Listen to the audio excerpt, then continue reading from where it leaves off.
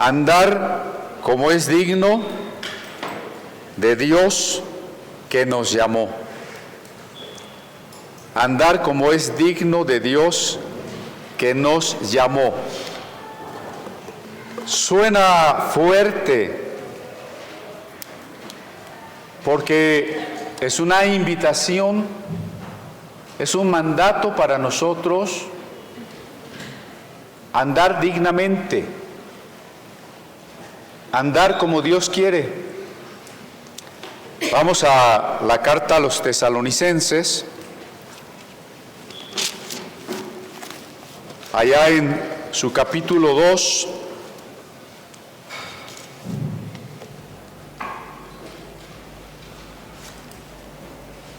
vamos a leer varios versos, pero vamos a leer primero el verso 12.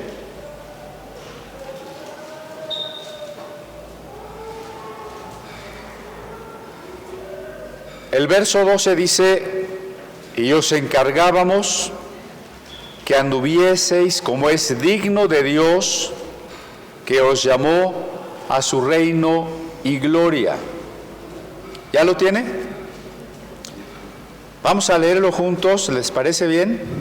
En voz alta, quisiera escucharlos a todos, verso 12. Y os encargábamos que anduvieseis como es digno de Dios, que os llamó a su reino y gloria. Nuevamente, yo no lo leo, yo los escucho nuevamente.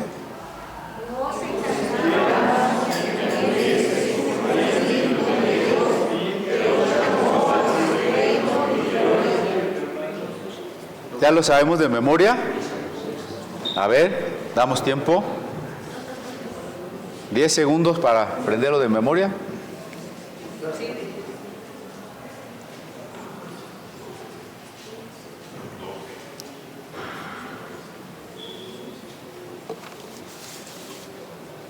Lo leemos nuevamente por última vez, juntos, 12. Y os encargábamos que anduvieseis como es digno de Dios, que os llamó a su reino y gloria. Muy bien, vamos a llevar este versículo en la memoria. Si se les olvidó todo lo demás que dijo el pastor, si se quedaron dormidos en la predicación, llévense este versículo. ¿Les parece bien? Ahora vamos a leer el contexto a partir del verso 8. Tan grande es nuestro afecto por vosotros, que hubiéramos querido entregaros no solo el Evangelio de Dios, sino también nuestras propias vidas, porque habéis llegado a sernos muy queridos. Porque os acordáis, hermanos, de nuestro trabajo y fatiga, como trabajando de noche y de día, para no ser gravosos a ninguno de vosotros, os predicamos el Evangelio de Dios. Vosotros sois testigos, y Dios también, de cuán santa, justa e irreprensiblemente nos comportamos con vosotros los creyentes. Así como también sabéis de qué modo, como el Padre a sus hijos, exhortábamos y consolábamos a cada uno de vosotros. Y os encargábamos que anduvieseis como es digno de Dios, quien os llamó a su reino y gloria.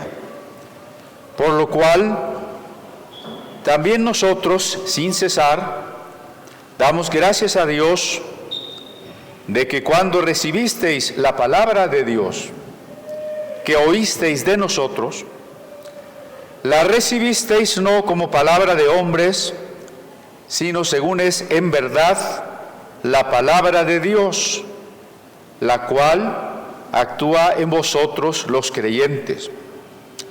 Porque vosotros, hermanos, vinisteis a ser imitadores de las iglesias de Dios en Cristo Jesús que están en Judea.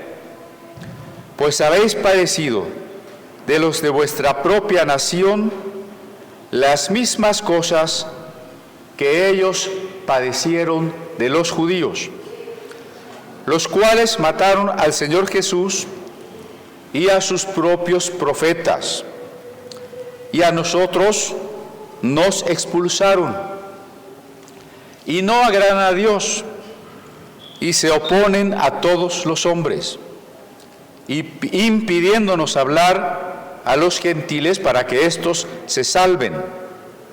Así colman ellos siempre la medida de sus pecados, pues vino sobre ellos la ira hasta el extremo.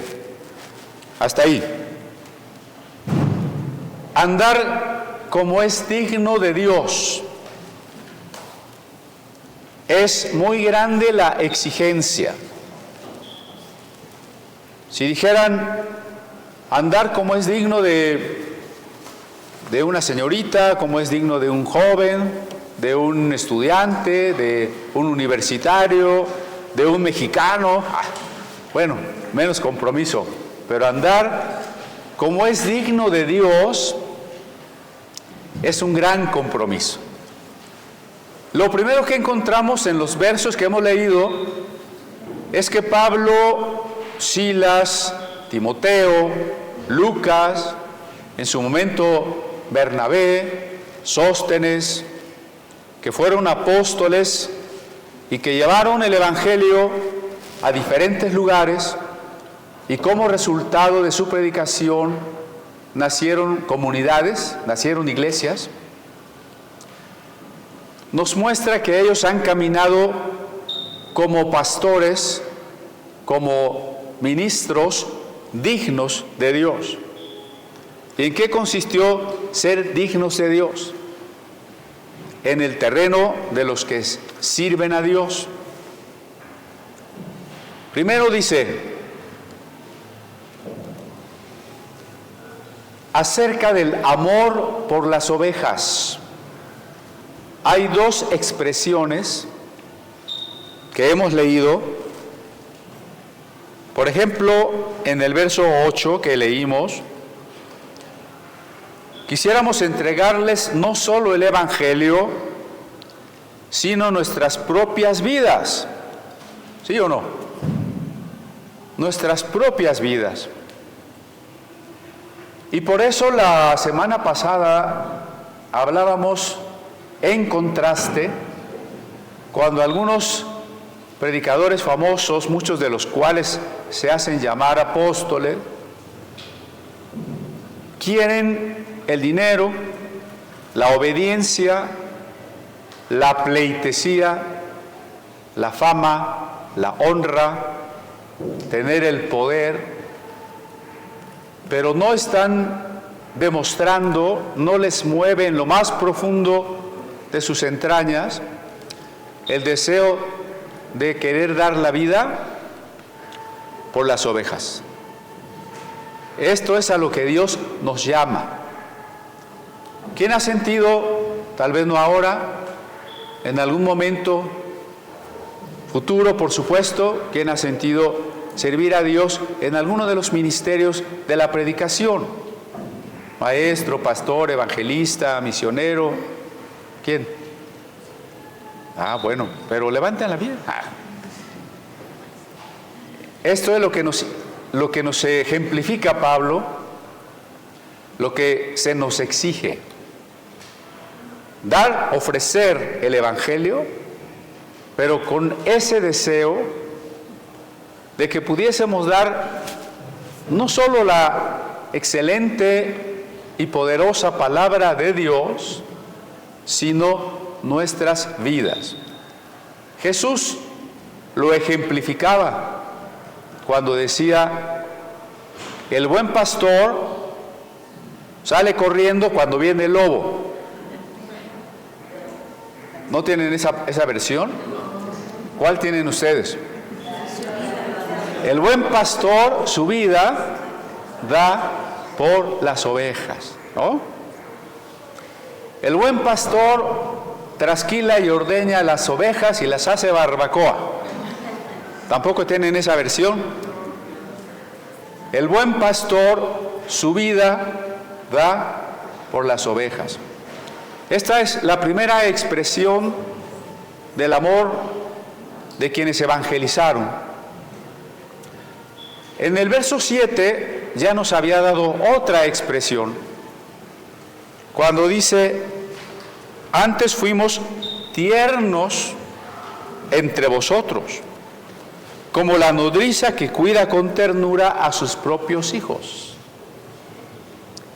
Qué analogía tan interesante. Está hablando de una mamá que todavía amamanta, que tiene un pequeñito que todavía toma leche del seno materno.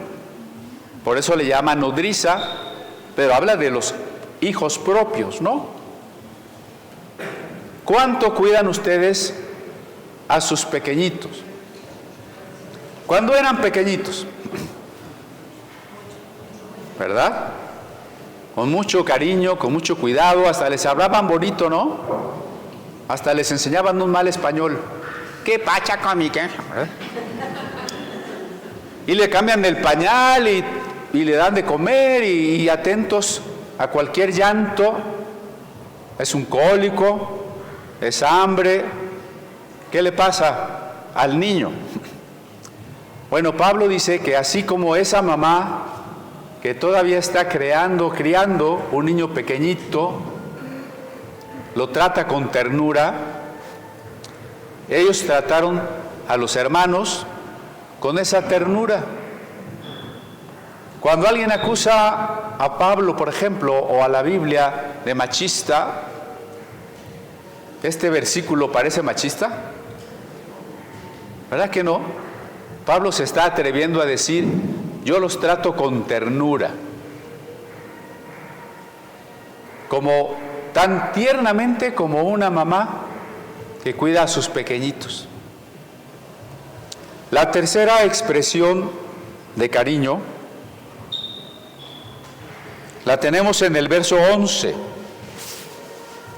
Así también sabéis de qué modo, como el Padre a sus hijos, exhortábamos y consolábamos a cada uno de vosotros.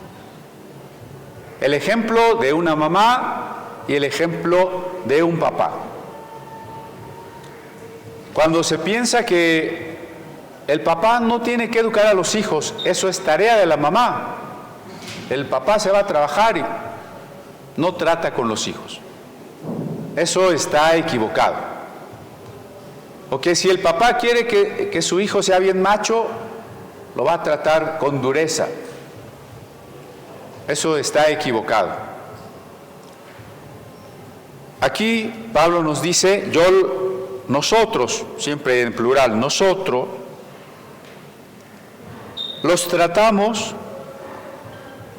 como papás con sus hijos. ¿No es una expresión muy bella, muy cercana? Entonces esa tarea es la que tenemos. Si alguna persona viene a pedir nuestro consejo, si tenemos la oportunidad de dirigir una célula, un grupo, si tenemos la oportunidad de ir a predicar a algún lugar, si el Señor nos pone al frente de una iglesia junto con otros consiervos, ahí tenemos un parámetro de qué es para un servidor andar como es digno de Dios que nos llamó a su reino.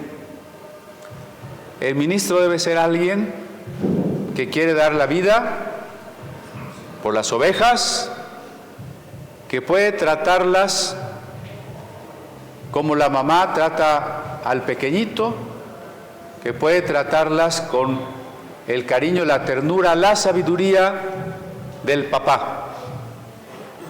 Obviamente eso no quiere decir que de repente papá y mamá no tengan que tener algún berrinche del pequeñito, ¿no es cierto? Porque hay hermanos que de repente hacen su berrinche. Eso sí, pero siempre con amor, Siempre lo que estamos buscando es la restauración, la bendición, el crecimiento espiritual de la persona. Bueno, pero ¿de qué otra manera anduvieron sabiamente los apóstoles? En el verso 9 dice: ¿os acordáis, hermanos, de nuestro trabajo y fatiga,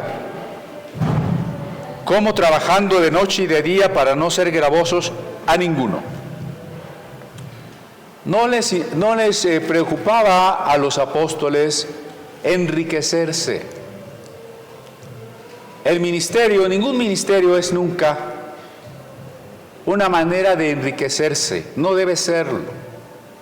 Pablo dice a Timoteo, 1 Timoteo 6, que la religión, la espiritualidad es una gran ganancia, pero no de tipo material, Luego dice: sin embargo, algunos toman la piedad, es decir, la religión, como fuente de ganancia.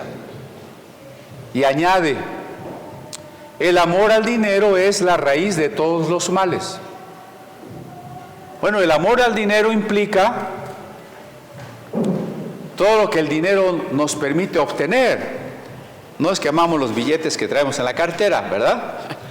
Sino la comodidad y todas las cosas que el dinero nos puede proveer.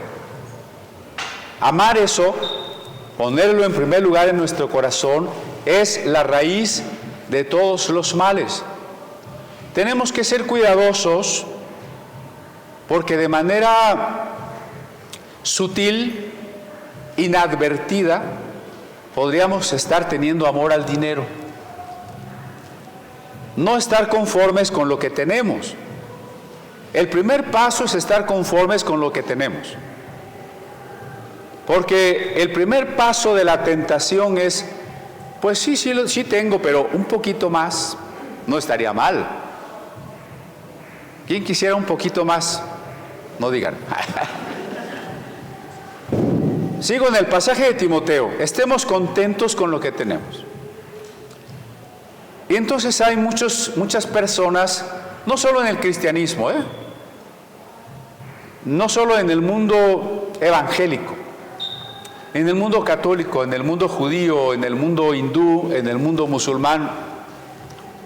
Históricamente la religión en muchos casos ha servido para enriquecerse, para ejercer poder. Eso para nosotros no es novedad. Pero para caminar dignamente como siervos de Dios, no buscamos los bienes de las ovejas. No buscamos enriquecernos a través de lo que pueden ofrendar las ovejas. No es la tarea. Incluso si alguien siente el llamado de Dios, es muy importante que primero analice sus motivaciones más profundas. Porque he conocido jóvenes que quieren resolver su problema económico y ven en el ministerio un trabajo y una manera de resolver su problema económico. Eso es un motivo espurio, inaceptable ante Dios. No es digno de Dios. Vamos a servir a Dios si nos dan algo, y si no nos dan, no vamos por eso. No vamos por eso, ¿de acuerdo? Claro que si servimos a Dios, Él siempre nos va a proveer. Pero hay una gran diferencia entre confiar que Dios nos va a proveer y codiciar la riqueza. Inducir a los hermanos para que den mucho, porque ese mucho, ojalá que diéramos mucho, ¿no? Pero que ese mucho se use en la obra, se use en los necesitados. Pero si ese mucho me lo quedo yo, pues sí, yo voy a estar muy feliz, ¿no? Cuando el libro de Hechos dice que la gente vendía hasta sus casas para repartir el dinero entre los pobres en la iglesia primitiva.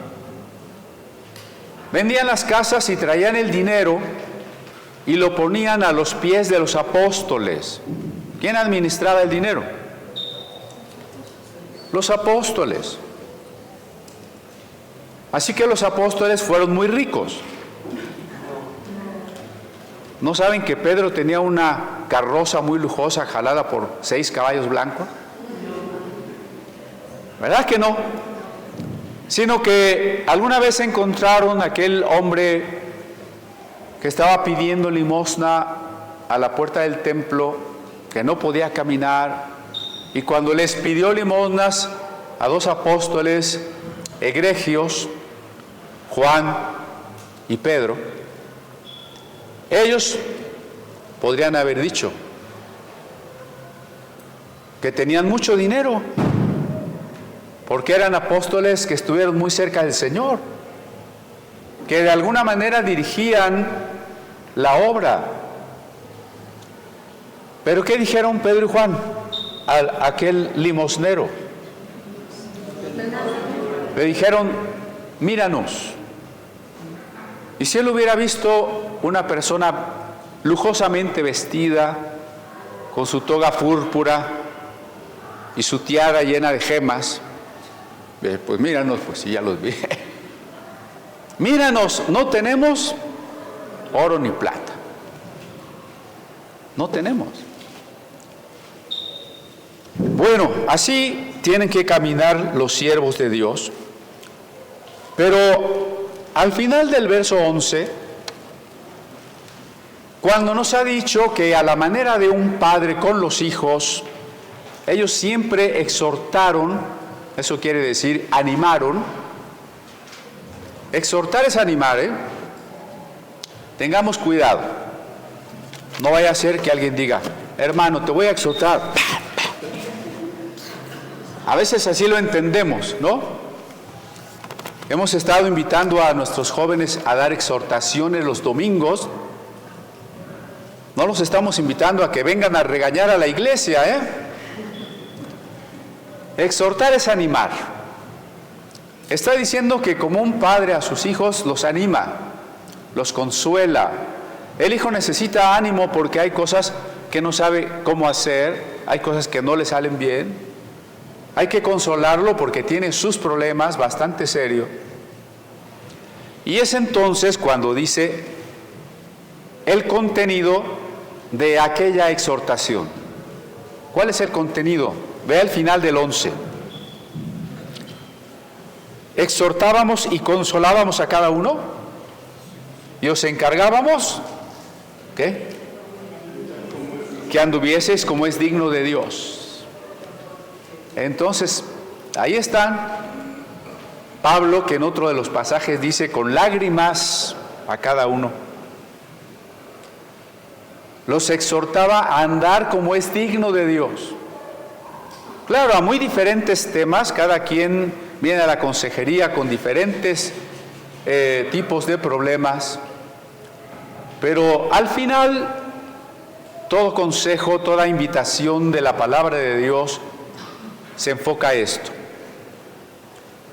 que andemos como es digno de Dios. Dios nos llamó. ¿A qué nos llamó? Hace rato dije, ¿quiénes piensan que en un futuro podrían tener un ministerio de la palabra? Algunos levantaron la mano. Ahora voy a preguntar, ¿a quiénes ha llamado Dios?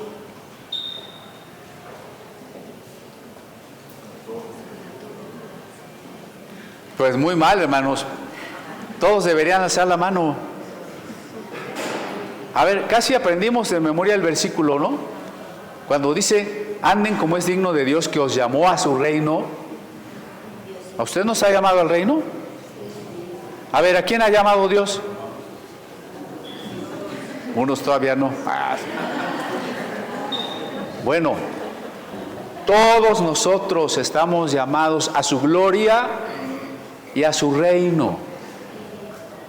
Hemos tenido la partida de hermanos queridos recientemente. y esperamos y sabemos por las promesas de Dios que están disfrutando la gloria de Dios. Y también nosotros, ¿no? Cuando muramos, ¿a dónde vamos a estar? ¿A dónde es una metáfora, no? En la gloria de Dios. Dios nos ha llamado a su gloria. Así que si yo pregunto a quién ha llamado Dios y usted no alza la mano, no lo vamos a ver en la gloria. ¿A quién ha llamado Dios? Bueno, lo que quiero no es que si no la levanta, revela, no va a ir. Lo que quiero es la conciencia de que cada uno de nosotros tiene que decir, soy un llamado de Dios, ¿no? La conciencia de que somos llamados por Dios.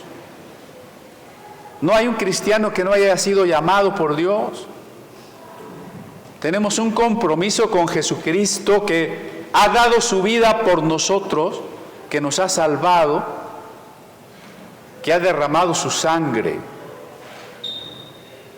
Estamos llamados a un asunto muy serio, tan serio que Pablo decía de temor y temblor. El cristianismo no es una vida cómoda, no es una vida cómoda. Pablo dice, ocupaos de vuestra salvación. No dice duden, no estamos predicando la duda, No es un legalismo de, ¿y qué tal si no te salvas? No dice duden, dice ocúpense de su salvación con temor y temblor. Qué diferente. La mayoría de los programas, las películas, nos presentan una aspiración a una vida supuestamente feliz. ¿Qué nos proponen como una vida feliz? Piensen en las últimas películas que han visto. ¿Qué nos proponen como una vida feliz? Como si uno estuviera siempre de vacaciones, ¿no? En la playa, en el yate. Como si uno fuera joven y bonito toda la vida. Y claro, pues a lo mejor no lo somos, pero nos ofrecen el camino, la crema aclarante de piel, el champú para que me salga más pelo. Me están vendiendo todo un modelo de felicidad que yo me he creído. Estar enamorado, pasear, gente bonita, todo relajado, sin problemas. El cristianismo no se parece en nada a eso. Esa es la trivialización, la superficialización de la época moderna, a la que se le llama pop. ¿Eso quiere decir pop? Cuando oigan pop, espántense. Creo que cuando se cae con Doritos dice pop. Espántense porque no estamos llamados a lo superficial. Estamos llamados a ocuparnos de nuestra salvación con temor y temblor, a andar como es digno de Dios. Y voy a hablar de dos puntos precisos, porque de repente veo el reloj y ya se me acabó el tiempo. Estamos leyendo una carta que se escribió hace prácticamente 2000 años. Y tal vez alguien diga, bueno, ¿qué me va a decir a mí una carta de hace 2000 años? Si un libro de medicina de hace 10 años o de computación de hace 3 años ya no sirve, ¿de qué me sirve una carta de hace 2000 años? Cuando el apóstol dice en el versículo 14, hermanos, vinisteis a ser imitadores de las iglesias de Dios que están en Judea. ¿En qué sentido los hermanos de Tesalónica se comportaron igual que los cristianos de Judea? ¿En qué sentido? ¿En qué? ¿En que tenían iglesias grandes, Tenían iglesias bien emocionales, de esas donde llega uno y oran y uno se cae al piso. En eso, ¿en qué fueron imitadores? Segunda parte del 14. Habéis padecido de los de vuestra propia nación, ¿no? Habéis padecido. Una noticia que compartí esta mañana con quienes me han pedido que estén inscritos en el grupo de noticias y en el grupo de comunidad. Me falta en comunidad. La noticia de los hermanos asesinados en Nigeria. Nigeria es un país muy grande donde en algunas regiones hay muchos cristianos, pero hay otras regiones donde el Estado Islámico está sembrando el terror. Y este video bastante serio, con imágenes contundentes, incluso de una cadena noticiosa no cristiana, no es una especie de noticia falsa de que luego los cristianos exageran. No. Ahí está el video. Citaron a los cristianos a una reunión de oración. Más de 200, casi 300 personas se reunieron. Y cuando estaban allí reunidos, entraron los hombres armados, todos de Nigeria también, solo que musulmanes, con armas, y separaron a los hombres de las mujeres. Los cristianos en Nigeria que viven en estos ambientes son conscientes cada día que su fe les puede costar la vida. A veces nos confiamos que en México todavía no pasa. Fíjese como dije, todavía no pasa. No dije que no va a pasar. Todavía no pasa. Pero imagínense que en este momento entran con armas y dicen, pueden salir los que ya no quieran ser cristianos, los que se queden los vamos a matar. ¿Cuántos se quedarían? No voy a decir que levanten la mano porque ahorita todos, pero en una situación real, a lo mejor se quedan 3. Señor, tú sabes que sí, sigo creyendo en ti, pero ya me voy.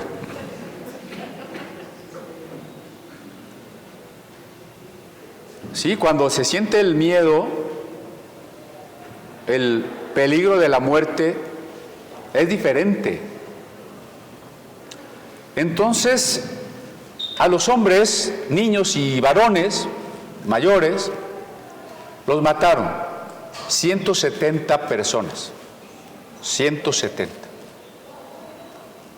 A las mujeres se las llevaron.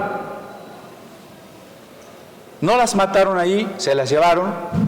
Y seguramente no se las llevaron para nada bueno. Esclavizadas, prostituidas, torturadas, violadas. Son precios que muchas veces hay que pagar por seguir a Cristo. Cuando vemos estas noticias recientes de los cristianos que están sufriendo, parece que muchas de las cosas que hacemos se vuelven inmediatamente intrascendentes, ¿no? ¿Qué importancia puede tener mi entretenimiento frente a una situación así? ¿No es acaso un llamado, un ejemplo para que yo me entregue a Dios aunque no tenga una pistola en la cabeza? Es el tiempo de entregarnos, de decidirnos y dejar la tibieza. Las personas que odian el Evangelio, dice Pablo, mataron al Señor. En un tiempo, quienes mataron al Señor fueron judíos, por supuesto, pero no todos los judíos, porque hubo un malentendido en la historia.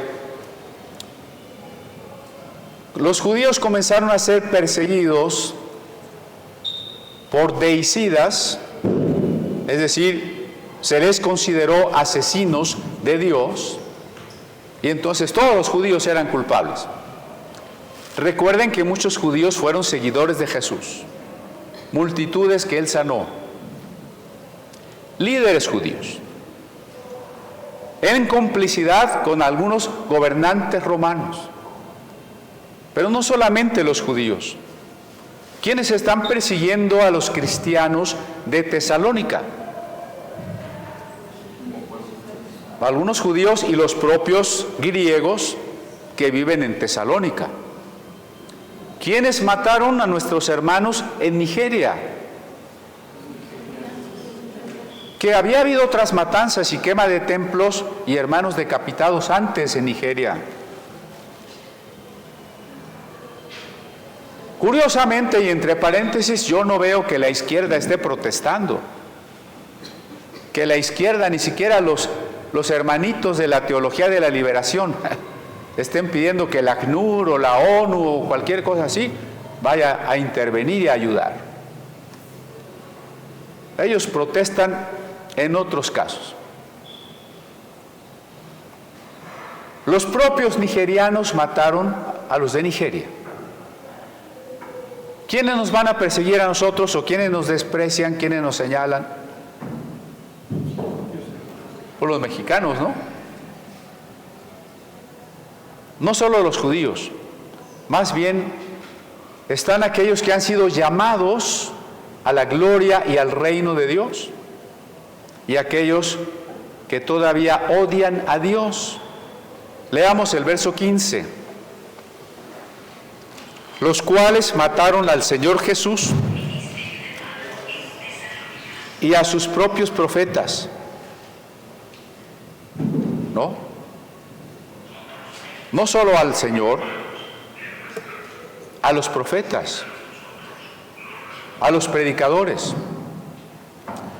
Ya hemos dicho por qué la gente no quiere a los profetas, por qué no quiere a los predicadores. Estamos hablando de una situación contemporánea, ¿no? Los de Tesalónica padecieron, los cristianos de Judea padecieron, los hermanos de Nigeria hoy están padeciendo. ¿Por qué la gente no lo quiere a usted hoy cuando predica realmente el Evangelio? Si usted es uno de esos cristianos, como recién nos visitó alguien cuyo discurso se reducía a, es que estamos apoyando la inclusión, es que estamos apoyando la descolonización, es que estamos apoyando el feminismo. Bueno, seguro que el mundo no lo va a odiar, solo lo va a despreciar. Va a decir, sí, qué bonito, pero ese evangelio no atrae a nadie. Ayer me hicieron favor de mandarme un video, la doctora Lucila de Nueva York, de la cantidad de templos cristianos vacíos en Europa que se están vendiendo porque no hay creyentes.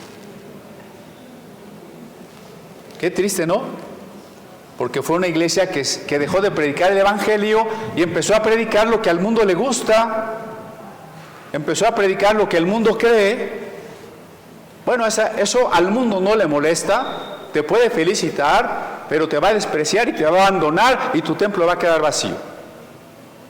Ojalá se pudiera comprar uno de esos y traerse las piedritas y aquí lo armamos, ¿no? Es triste cómo la iglesia se vacía. Los profetas son odiados porque hablan del Evangelio Y aunque el Evangelio tiene como esencia el amor de Dios, también contrasta con nuestro pecado, hace que nuestro pecado se haga evidente. El Evangelio es luz. Cuando usted llega a un lugar muy sucio pero oscuro, usted no sabe que está muy sucio. Pero si enciende la luz, se hace evidente que está sucio. Cuando ya no vemos muy bien, ya necesitamos lentes. Tal vez usted se va a tomar un vaso de agua que tiene una basurita y usted no la ha visto, y cuando se pone los lentes dice, ¡qué barbaridad! El Evangelio nos permite mirar eso que no habíamos visto. Pero a la gente no le gusta porque decía Jesús, algunos amaron más las tinieblas que la luz. ¿Cómo puede alguien amar más las tinieblas que la luz? Jesús da la razón, porque sus obras eran malas. Y por eso han matado a los profetas. Si usted habla del Evangelio como es, hay mucha gente que no lo va a querer. No se sorprenda si eso empieza por su familia. Déjeme aclarar que no se trata de ofender al otro, ¿no? Llego de repente y le digo, eres un pecador, te vas a ir al infierno. Pues claro que se va a ofender. Si yo soy un legalista que llega y le da de bibliazos y lo señala, lo condena por todo, claro que se va a ofender. No estoy hablando de eso. Estoy hablando de hablar con claridad del amor de Dios. Una predicación completa para reconocer a Jesús como el Señor y decidir un cambio de vida. Un cambio que es posible desde el hecho de encontrarnos con el amor divino. Mataron a los profetas y a nosotros nos expulsaron. Sí sucede, aún de los ámbitos religiosos. Ya estoy perdiendo la cuenta de cuántas veces me han expulsado de iglesias. Dirán, pues ¿qué predica, hermano? No, me están invitando siempre a muchas, pero sí también me han expulsado de algunas, porque hay cosas que no les gustan. Y entonces dice, se oponen a todos los hombres. Esas personas, los que mataron a los cristianos de Nigeria, ¿los mataron porque los amaban? Contraste. Los apóstoles, como un papá, como una mamá, aman a los hermanos y quieren dar la vida por ellos. Los asesinos no quieren dar la vida por ellos. Aborrecen a los demás y no quieren, dice el verso 16, no quieren que los gentiles se salven. Lo que está en el fondo de la intención que el diablo les ha inducido, de la que están convencidos. Cree lo que quieras, pero no me hables de Dios. Habla de lo que sea, pero no me hables de Dios. Bueno, si usted no me cree, ahí está la televisión. En esos programas tontos de la mañana que usted no ve, le voy a contar porque usted no lo ve, invitan fácilmente a una bruja, a un monje tibetano, a un astrólogo, a un cazafantasmas, etcétera. Pero ¿cuándo invitan a un cristiano? ¿Cuándo le dan un minuto en la tele a un cristiano? Y uno dice, un minuto en televisión puede costar millones de pesos. ¿Cómo dejaron a este hablar 20 minutos de puras idioteces, no? Pero no van a invitar a un cristiano. no quieren que los hombres se salven. Entonces, la primera cosa contemporánea a la que estamos llamados a andar dignamente es a estar dispuestos a la persecución. Persecución que llegará si seguimos predicando el Evangelio, como debe de ser. La segunda cosa se relaciona con algo que mencioné hace rato: la superficialidad que se nos ofrece en la manera de vivir.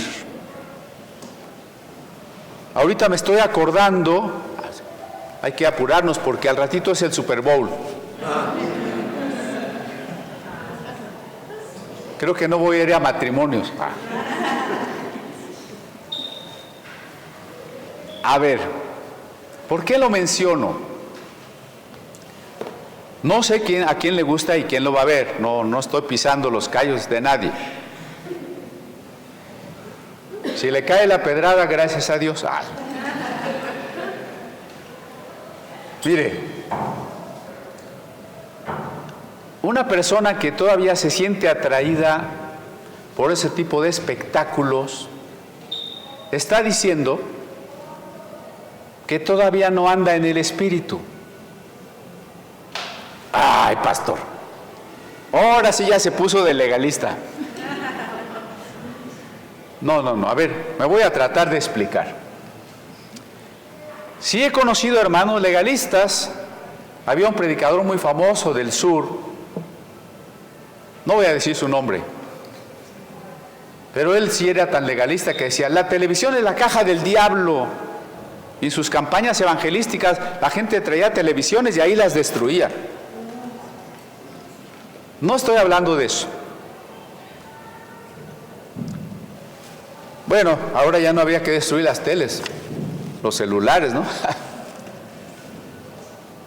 Claro que no, porque si en el corazón de la persona los contenidos, porque el problema no era el aparato, sino los contenidos siguen siendo atractivos, no hemos resuelto nada.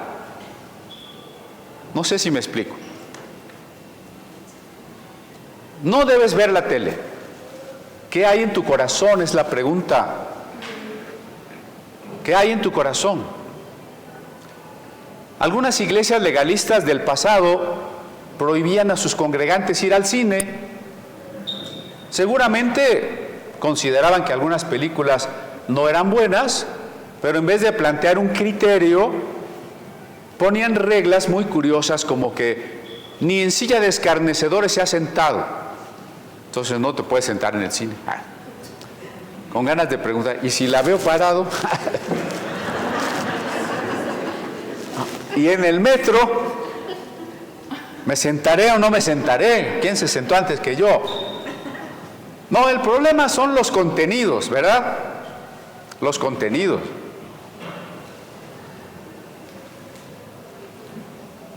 Ahora esas películas están en el teléfono.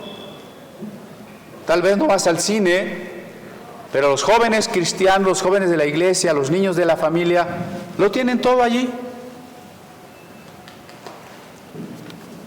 Entonces estoy hablando de cuando el Espíritu Santo nos incomode con aquello que es ajeno y contrario a Dios. Tiene que ser un trato del Espíritu con nosotros. Imagínense que en la tarde tocan la puerta en su casa, usted no esperaba que alguien llegara. Apágale al Super Bowl, no vaya a ser el pastor y nos va a regañar. No estoy hablando de eso. A ver, ¿por qué el supertazón, más bien en español? ¿Por qué el supertazón? ¿Qué tiene de ajeno a Dios? Sería la pregunta. Los eventos deportivos, en muchos casos, con esas trascendencias, han llegado a ocupar una dimensión religiosa. Eso es lo primero que hay que considerar. Los templos en Europa están vacíos. Los salones de fiesta y los estadios están llenos. ¿Cuáles son los nuevos templos? ¿Sí me sigue? ¿Quiénes son los nuevos dioses y los nuevos ídolos? Los deportistas, los actores, los cantantes. La gente se reúne en el partido para una catarsis de tipo religioso. Hay que ir y gritar, hay que identificarse, hay que hacer la ola, hay que echar porras. A veces con un fanatismo tan extremo que han llegado a matarse unos con otros. En pesos mexicanos, el boleto más barato para entrar al Supertazón es de 82,000 pesos. Los más caros rondan los 400,000 pesos. Usted no va a ir, ¿verdad? Mejor de lo de ofrenda.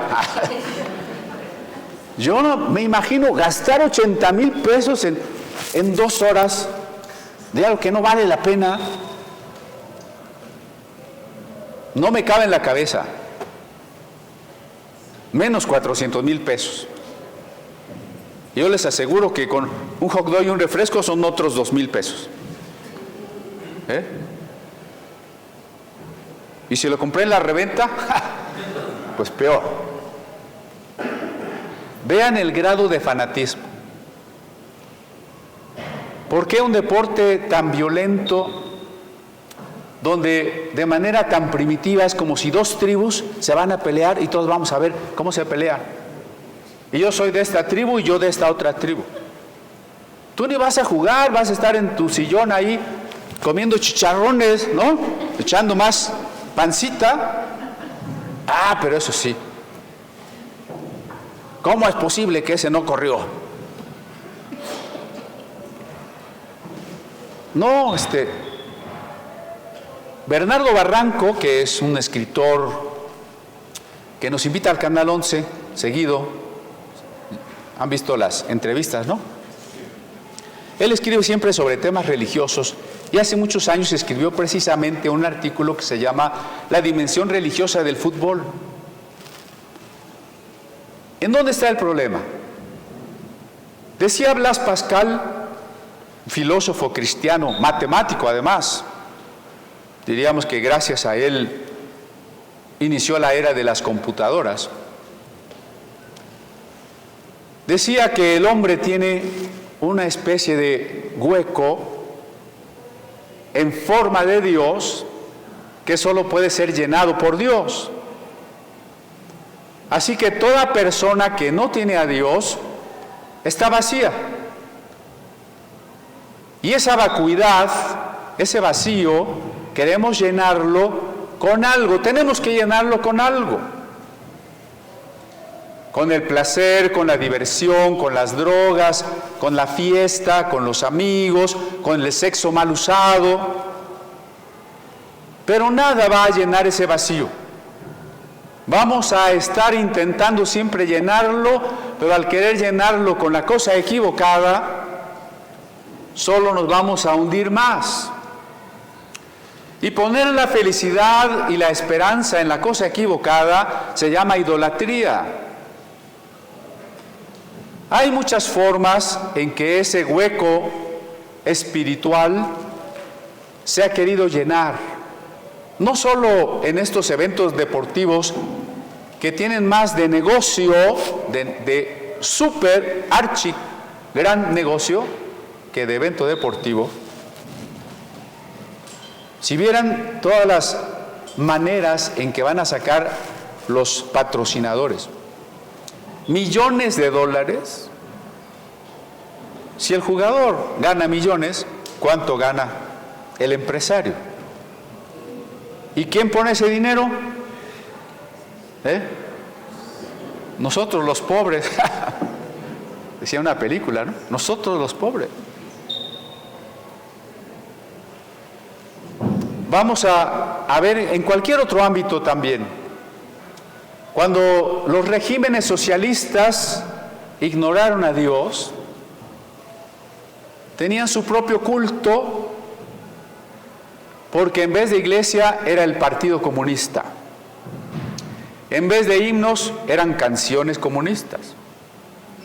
En vez de Dios, o era Mao, o era Lenin, era visitar la tumba de Lenin y tocarla. Peregrinaciones diarias de miles de gentes para tocar la tumba de Lenin. No la Biblia, el Capital de Marx, o las tesis de Mao Zedong. No se puede estar sin Dios. El que está sin Dios se busca en otro ámbito su propio templo, su propia liturgia, sus propios cantos, su propio culto. Cuando usted no era cristiano, iba al estadio, ¿no? O al concierto de rock, cuando usted no era cristiano, aclaro.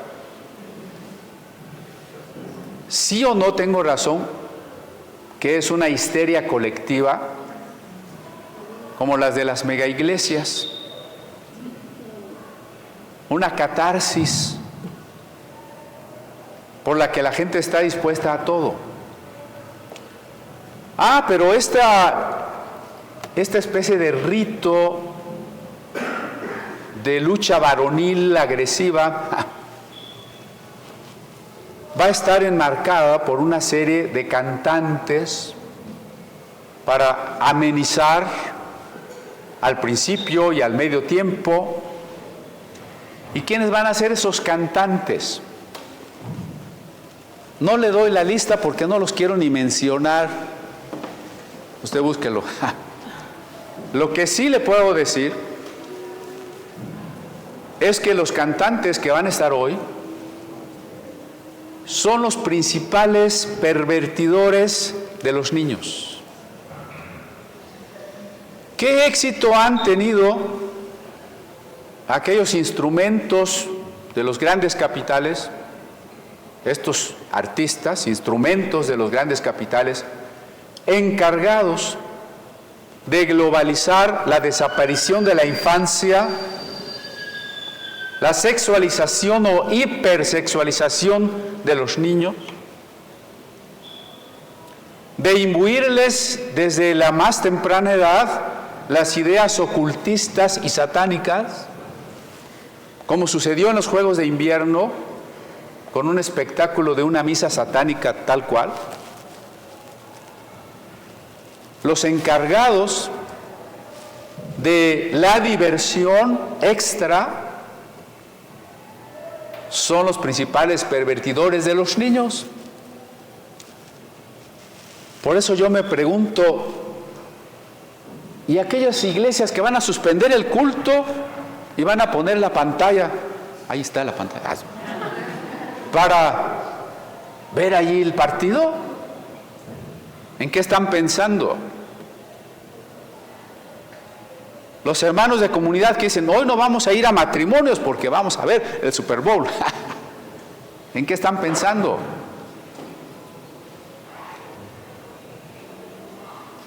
No le voy a prohibir nada, eso se lo garantizo.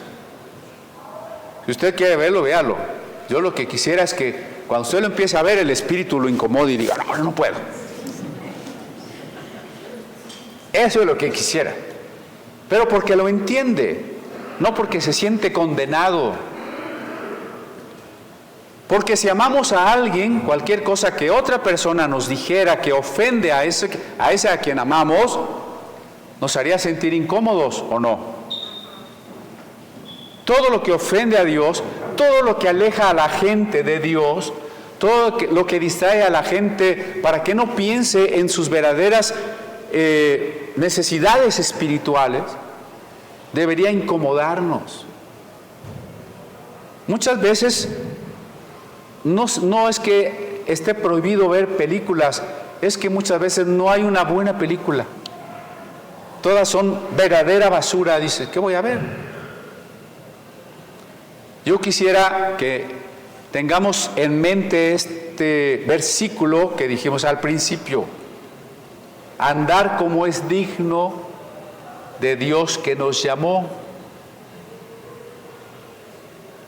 Entonces, a lo mejor queda la pregunta: pastor, si voy el Super Bowl, ¿estoy pecando?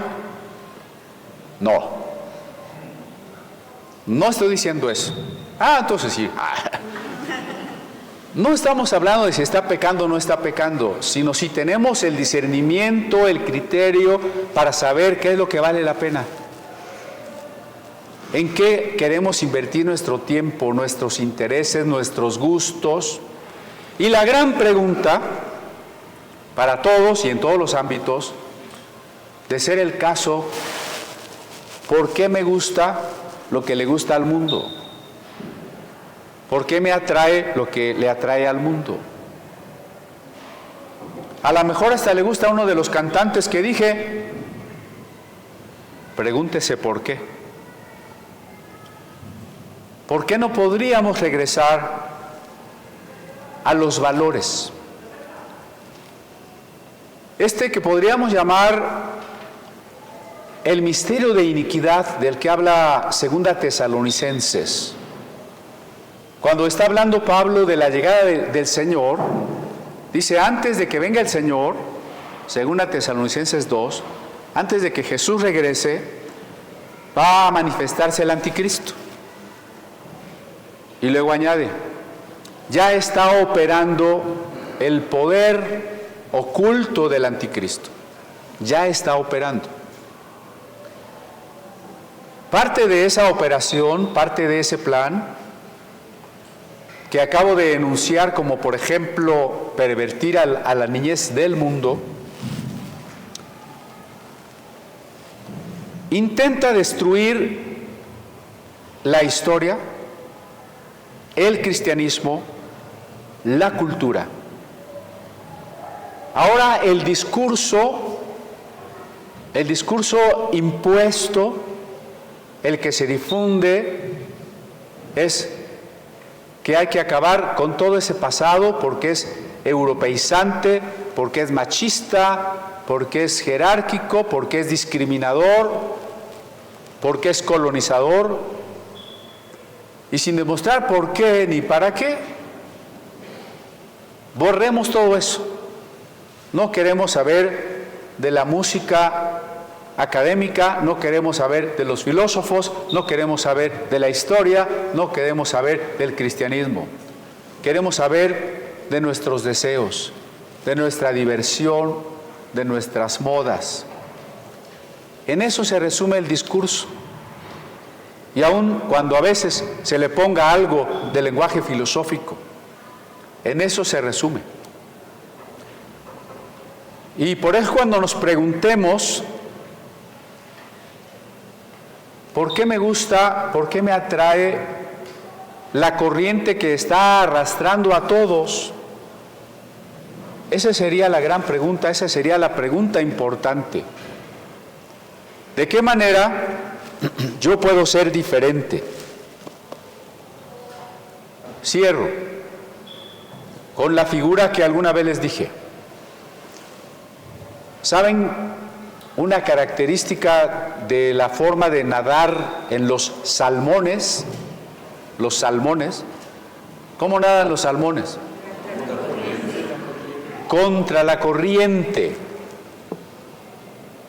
Levanten la mano los salmones que vinieron hoy. Amén, amén. Anita.